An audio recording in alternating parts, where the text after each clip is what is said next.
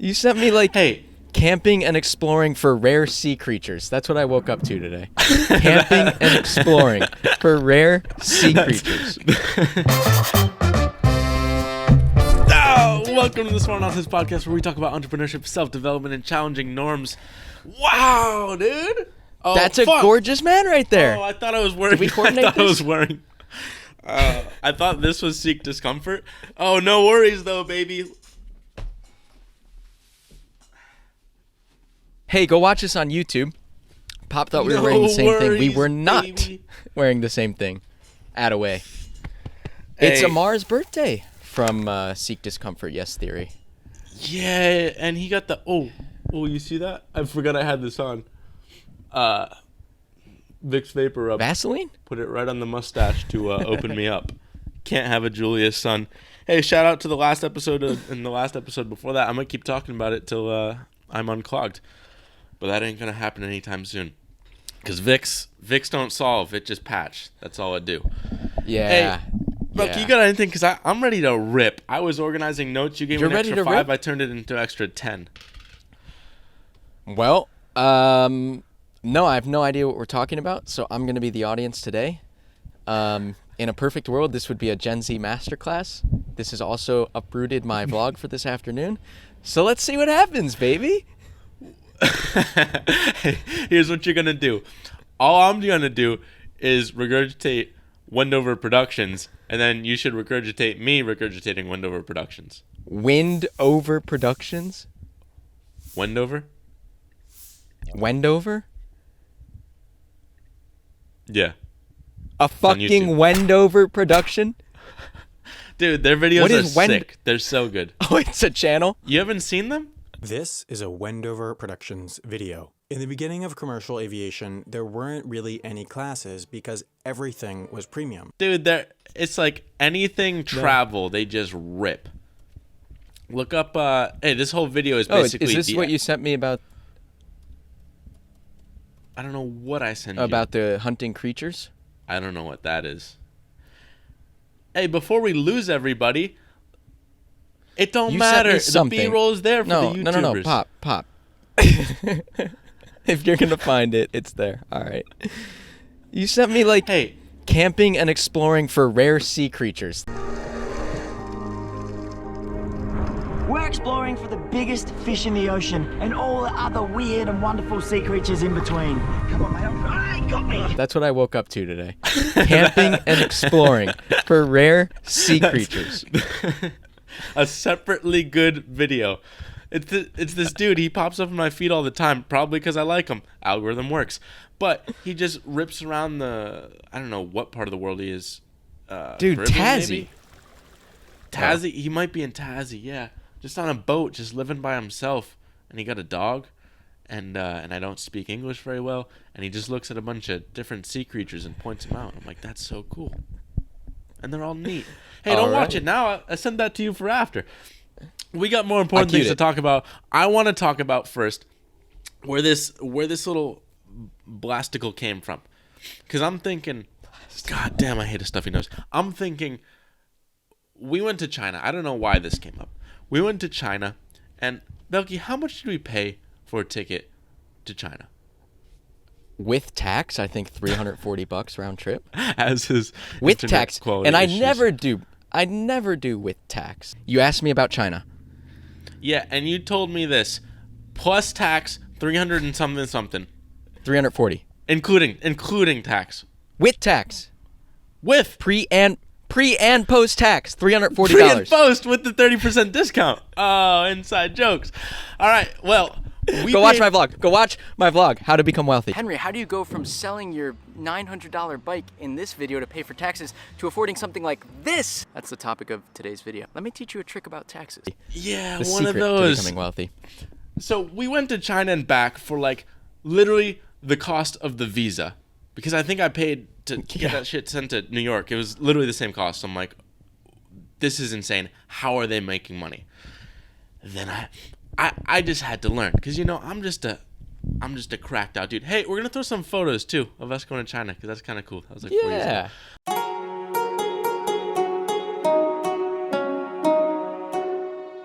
But we got a video. We got another vlog. Go to my vlog, baby. Friends in China. 2 for 2. Conquered.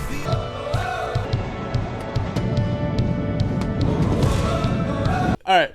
So I'm like, this makes no sense. How are they making money? Then I'm like, okay, most airlines don't make money. But I wanted to get into the history of like, how come us in the back in the cattle car, we're paying practically peanuts because like taxes to get in probably cost $300. But then you look at first class and you're like, those yawns are paying probably like $12,000. So what's this economics? What the fuck is going on here? And so I did a little research. And first thing I realized, thanks to Wendover Productions, research. I did a little sniffing, is first class. Okay, take like a, I don't know, what is the normal plane? 787? Like one of those big puppies? One of those has like 14 seats for first class. I think this was a 777 that I was talking about. One of those has 14 seats for first class. Versus in the rear, it's got like, I don't know, 120 3 million. or something seats. 3 million people. And those 3 million pay less than the 14 first class. In So I'm some? like, in some. It's like the 14 people at the front are worth more than 3 million at the back. And I'm like, holy shit. And also, That's crazy. Also in the back, people are just getting beat and dragged out of their seats and fucking not wearing their mask. It's a ruckus back there, dude. Right, dude. That's the thing. I went to, like, I had like a 2-hour first class. That's where all for the some reason. lawsuits happen. No one gives a fuck in first class. They're like, hey, it don't matter. You got your little bunker, and like whatever happens in your bunker, that happens. Like if you want to pump one out, go for it. But here's the thing, right? So how did we get to the point where first class is subsidizing all the cattle, us cattle in the back? So I wanted to do a little history lesson. And so I'm like, all right, let's do the history of the airplane because that's always fun. So how'd it work? For Basically, you.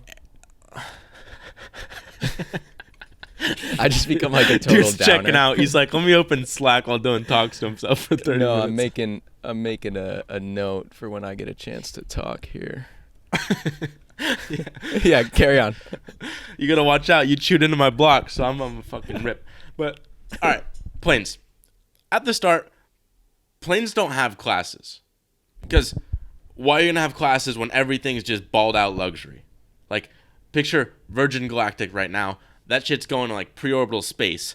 You're not like, can I get a first class ticket or is there basic economy? It's like, no, dude, everything's first class. It just rips. It's the experience itself. You're not paying for like luxury within the experience. So at the start, that was it for airplanes. They're sitting in like, what are those lawn chairs? Basically sitting in lawn chairs on planes and like, this shit's dope. But Chaise a lounge. ticket, Chaise lounge. crochet. God, we're too. I'm sorry, dude, with the inside. But okay, Quit it so with the basically, it inside costs jokes. more than a first class today just to ride an airplane in a wicker. What is it? Oh, we were talking about different Wi-Fi. things. You're talking about a wicker basket. I'm talking about a chaise lounge. No, I'm talking about like the chairs you see everyone in Latin America sitting in on their stoop. This. But flying was just so expensive that the experience of flying was the luxury itself. It's just like standard plastic Oh, chair. a You get at plastic Benny's. chair. But A white plastic chair. dude, that's all Right they here. had. So basically, at the start, it was just like, hey, if you can get on a plane, you're spending enough, like, just deal with it because you're in the sky. Like, that's fucking dope. Look at the clouds and shit. Then it gets to a point where we want to try and commercialize it. So at the start, there weren't enough people that had the dough. Like 1950, it cost the same to just go to London from New York in like normal plane class as it does today in first class. So it costs a shitload. So you couldn't fill a plane with that many people because how many people want to go from like New York to Chicago on a plane back then? So that meant that airlines had to fill their revenue, like make a lot more money by taking on mail. So basically, they just shoved a bunch of like FedEx type packages. It was actually like UPS or USPS. USPS. They would load up all their mail, and it's like, hey, we got some room for some people upstairs. Throw them up there. Let's make some extra dough all around. what happened there is mostly people would ride that, but there's a little bit of a difference between like planes that are going from pretty much town to town, like a lot more localized, versus going from, say, New York to Chicago direct. So that's where the first little first class versus premium, like normal economy class is first class you get the direct, New York to Chicago. The normal like coach ticket, you're going to wake up at 2 a.m. with the rest of the USPS mail and just go city hopping from like Pittsburgh to Cincinnati to, who knows, St. Louis You're to just Chicago. a piece of mail. You're just a mail. You get the stamp on your forehead and everything. It's like, okay. That was the first discrimination. They rolled with that for a bit. Then in 1952... Price discrimination, right? Well, that's the thing. You couldn't do much back in the day because regulation was pretty strict. So they were like, hey, we don't want to discriminate. Even though they discriminate the shit out of them. That kind of makes no sense. I guess no inter-white people discrimination. We don't allow that. The rest we can figure out later. But the first sort of test with discrimination was not like an idea of the luxury services on the plane. It was simply how far ahead of time you bought the ticket. So they split it in two. One was a normal coach seat, or actually, they're all normal coach seats. One they called a tourist ticket. So this is one where you're like, oh, I know, in a month, I'm going to go to LA. I'm going to go to LA so I can buy it now and just, it's all set in stone. So with those, they would actually charge a lot less versus the business ticket, which they would charge a lot more because you pretty much go up to the counter and buy your ticket and be like, hey, let me on this flight. And like, all right, buy your business ticket because you didn't get the tourist ticket. So that's the first little discrimination in a good way, I guess, for profitability. But then the whole floodgates just open up in 1969 because between 1969 and like the next decade, a couple things happened. One, this 747 got dropped. This behemoth of an airplane, and it can fit a lot more yawns, 3 million yawns in the back of it. So you're like, okay, that's dope. Number two, they had this thing called the Concorde. And that was supposed to be like your A-list celebrity. We're going to go from New York to London Heathrow in 3 hours time on this supersonic fucking ripper. Supersonic. Yes, sir. And then the last one, number three, was deregulation. So like, you know what, airlines, you're struggling as much as is, just fucking rip it. Do whatever you want, charge whatever you want, go at it. You guys are crazy. So like, okay, a lot of things just opening up. Now what happened at first was within the 747, they started to do a little bit of discrimination. More than just like the of the price type and the business. Huh? Of the price type? Yes, sir. Yes, sir. Nothing racial here. That was a mistake getting there. So from all here price on, discrimination. From here on forward, it's all price type discrimination. We're starting to discriminate, and that's the thing with discrimination. Price wise. Price line discrimination negotiator. From here to there, like you're going A to B.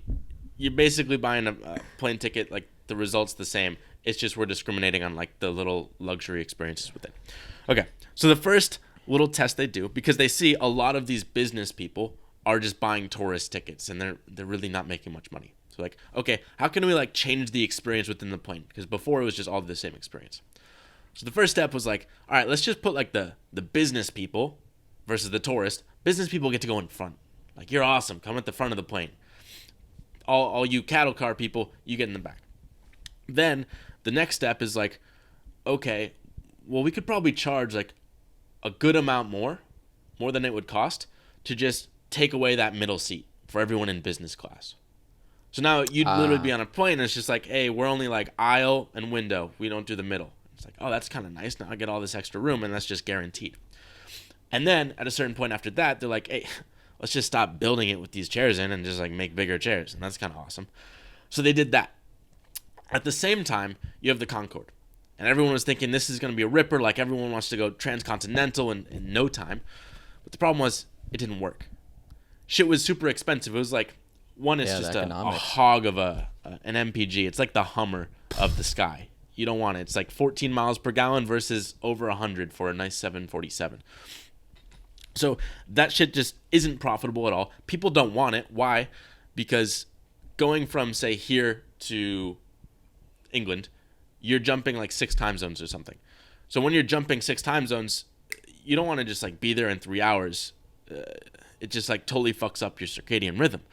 Versus if you get on a plane in New York at night, you take a little overnight and you wake up and it's like, I don't know, late in the morning. Say it's like 11 a.m. in London.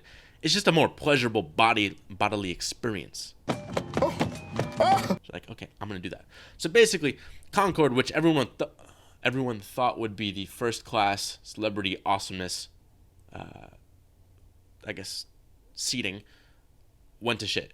It was bankrupt. They shut it down in like early 2000s. So noticing this, the 747 folks were like, okay, you know what? We can kind of get crazy with this. What if we had our own first class? It's like, it's like not just business and like 2 seats that are bigger. Let's create like a whole lie down, flat, sleep, hang out, do whatever you want. We're gonna dote on you. It's a ripper. So they came in with that, and it just started crushing.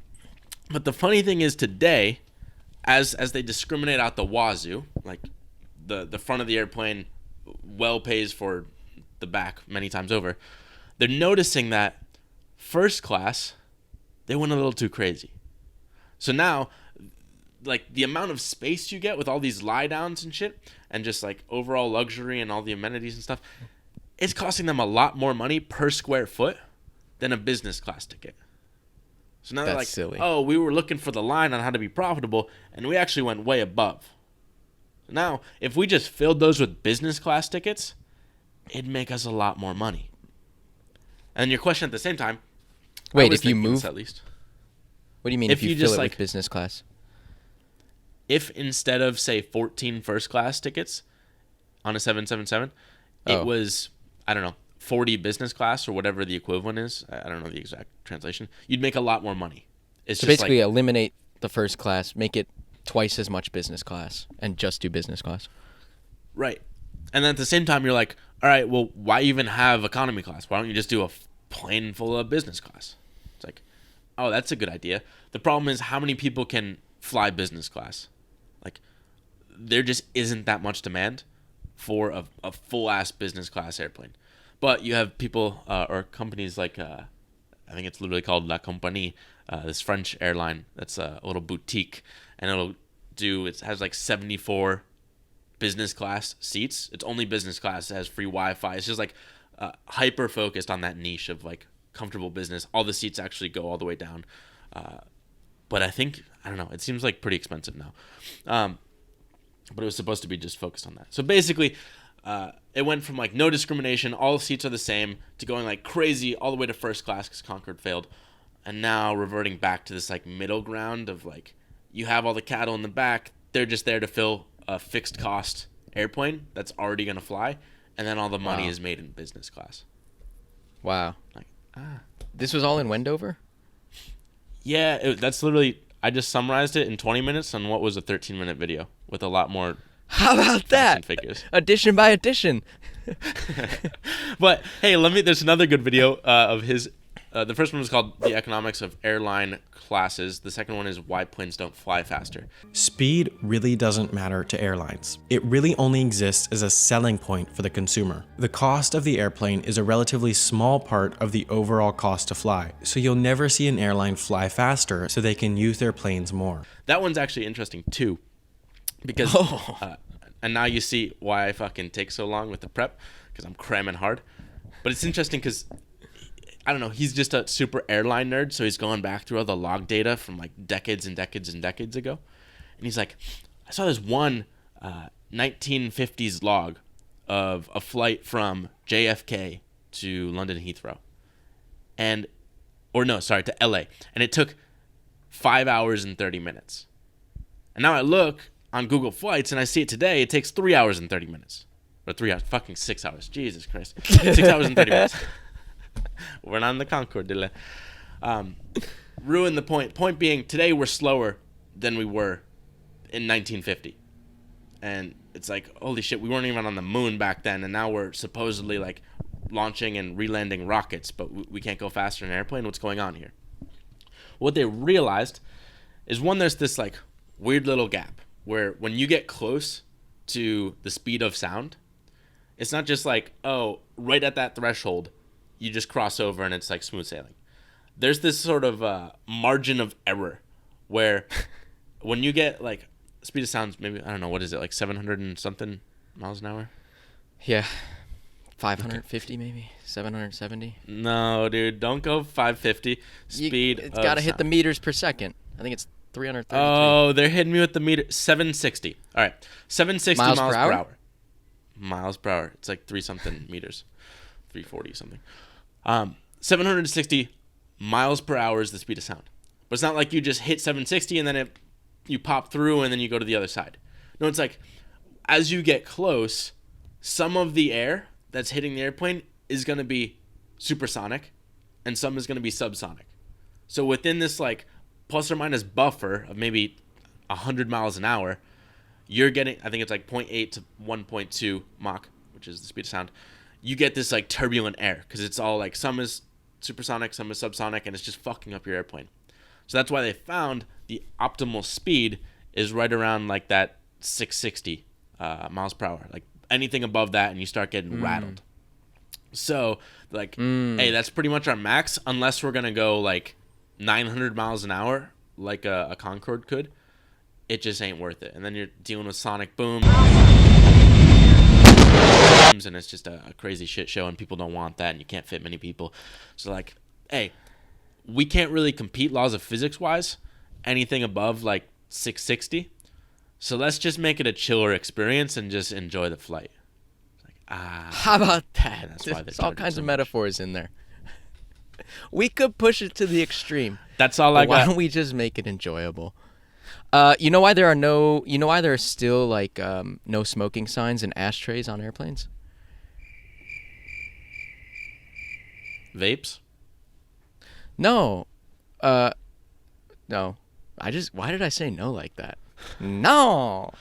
In the event someone does smoke, they need a safe space to be able to dispose that.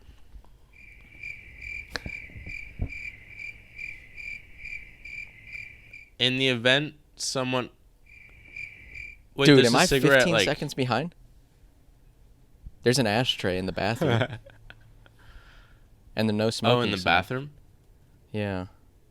Because in the event someone goes to the bathroom and saw smokes, the little ashtray or paid attention. Yeah, they got to give them like a safe space to discard ash just in case. My Wi-Fi shit. I thought we could pull a Gen Z masterclass out of this by explaining price discrimination in 60 seconds, but wow, this is tough for me. One at a time, dude. We'll come back. Here's the thing, though. I've been telling you for a while that I'm like, Belky, just get the numbers right with the business so I can just read and regurgitate on this pod. That's all I want to do.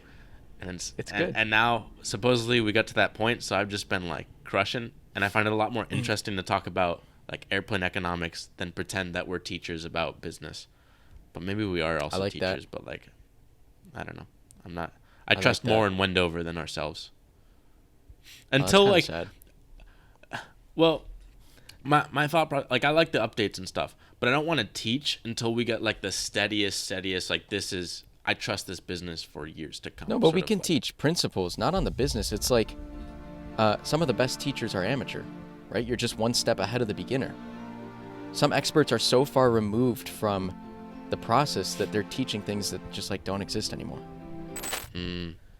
Yeah, but, okay, maybe. I just get more interested in airplane history. I know as you do. All right, well, that was awesome, Pop. Thanks for going down the rabbit hole. I was glad I could add a little touch on ashtrays. And without anything else, Flush it out.